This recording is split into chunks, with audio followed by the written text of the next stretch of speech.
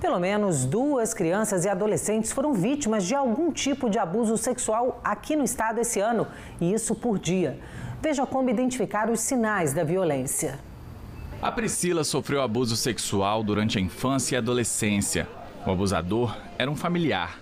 A violência que sofreu marcou e prejudicou diversas fases da vida dela. Eu gostava de me isolar, eu gostava de me mutilar, de me machucar. Você sente nojo de você mesmo, você sente culpa. E isso desencadeou sérios problemas na minha vida toda. Eu tive déficit de atenção, dificuldade de aprendizado. A enfermeira conta que na época chegou a dizer o que estava acontecendo, mas não foi levada a sério pelos familiares mais próximos. Hoje, ela tem 40 anos. Há 5, faz tratamento psicológico. Para ela, é fundamental ouvir as crianças.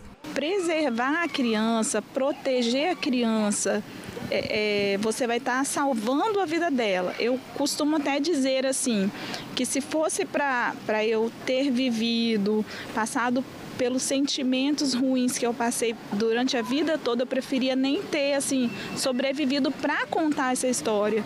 Então hoje eu conto essa história pedindo e fazendo apelo mesmo para que os pais tenham esse olhar para o seu filho, tenha mais amor e mais atenção pelo seu filho. A história da Priscila se soma de tantas outras pessoas que já passaram e passam por abuso e exploração sexual infantil. Em todo o ano passado, foram 856 casos de estupro de vulnerável de crianças e adolescentes de 0 a 17 anos. Neste ano, de janeiro a abril, o número já chega a 284.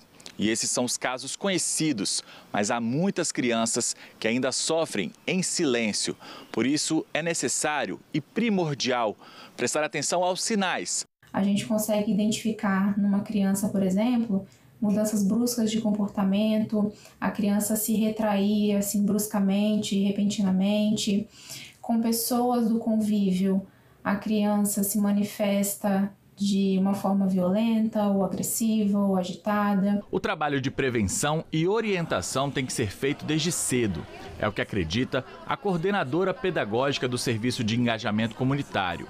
Através do diálogo, que são as rodas de conversa, através das atividades que, por exemplo, para a educação infantil, que é a faixa etária menor, são através de dinâmicas lúdicas. Com os adolescentes já é mais direcionado, mas sempre levando para eles a questão da confiança. Você demonstra quais são os atos, quais são as atitudes, leva informações aonde ele pode se perceber o risco que ele pode estar correndo e qual é a forma de prevenção, aonde ele pode ir buscar auxílio e orientação para que aquilo não venha a ocorrer. A instituição atende cerca de 250 crianças em situação de vulnerabilidade social e é apoiada pelo Instituto Américo Boaz.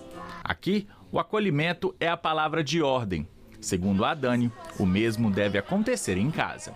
Quando os responsáveis, eles mantêm um diálogo aberto, demonstrando para a criança, olha, você pode ficar à vontade em procurar a mamãe para conversar, o papai ou a titia, ele não vai procurar o externo. Então, quando você percebe que alguma coisa na criança, o comportamento, a fala, o acanhamento, muitas vezes não está legal, há algo que a criança quer te dizer e que ela está procurando uma forma, uma confiança, ou seja, onde ela se sinta confortável para que ela venha tocar no assunto. Tem que ficar atento.